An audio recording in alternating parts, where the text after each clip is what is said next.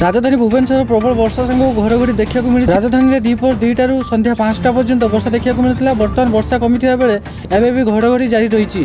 Twin city अंचल अपराह विलंबित संध्या मध्य वज्रपात सह असराय दुआसराय हालुका वर्षा होबार संभावना रही पूर्व नहीं भुवनेश्वर पाग आंचलिक पाणीपाग केन्द्र पक्षर सूचना जारी कर आगामी 24 घंटा मध्य अर्थात सेप्टेम्बर 3 तारिख अपराह सुधा आभ्यंतरीण दक्षिण और पश्चिम ओडिशार 22टी जिले में कालबैशाखी जनित झड़ वर्षा संभावना रही आज अपराह सतर्क सूचना जारी कराई।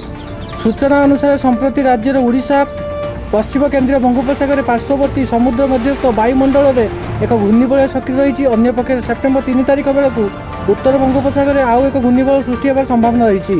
यार प्रभाव में परवर्ती 48 घंटा मध्य एक लघुचाप क्षेत्र सृष्टि होबार संभावना रही। यार प्रभाव में राज्य वायु भूजल में परिवर्तन संभावना रही। फलस्वरूप आगामी 5 दिन पर्यंत राज्य में कालबैशाखी जनित झड़ वर्षा संभावना रही बेले 4 तारिख ठार राज्य में वर्षार विस्तृति बढ़िब बोली आज कहुपर। सेप्टेम्बर 3 तारिख अपराह सुधा आभ्यंतरीण दक्षिण और पश्चिम ओडिशार 22टी जिले में कालबैशाखी जनित झड़ वर्षा संभावना रही सतर्क सूचना जारी कराई। राज्य में पृथक पृथक स्थान में आज वज्रपात 4 जन मृत्यु घटता बेले आहत होती मृत्यु मध्य जड़े महिला अच्छा। बौद्ध थाना राउतबाहाल गाँव में वज्रपात जड़े महिला मृत्यु घटी ना पानेश्वरी पोड़ अपराह बिल काम करुवा बेले वज्रपात से गुरुतर आहत होते।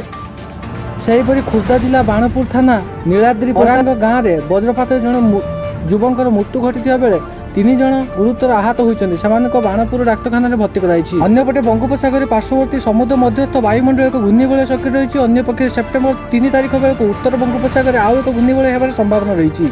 यार प्रभाव में परवर्ती 48 घंटा मध्य लघुचाप क्षेत्र सृष्टि होबार संभावना रही। यार प्रभाव में राज्य में वायु चलन में परिवर्तन संभावना रही। फलस्वरूप आगामी 5 दिन पर्यंत कालबैशाखी जनित झड़ वर्षा संभावना रही। 4 तारिख ठार राज्य में विस्तृति बढ़िब बोली कहुई। 24 घंटा मध्य अर्थात सेप्टेम्बर 3 तारिख अपराह सुधा आभ्यंतरीण उपकूल उत्तर ओडिशा और पश्चिम ओडिशार 22टी जिले कालबैशाखी जनित झड़ वर्षा संभावना रही।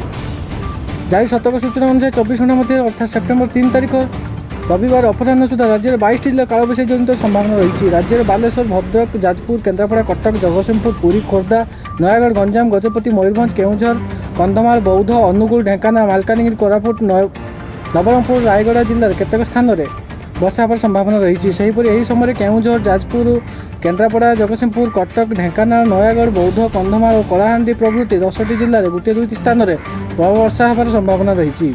Bureau report news media.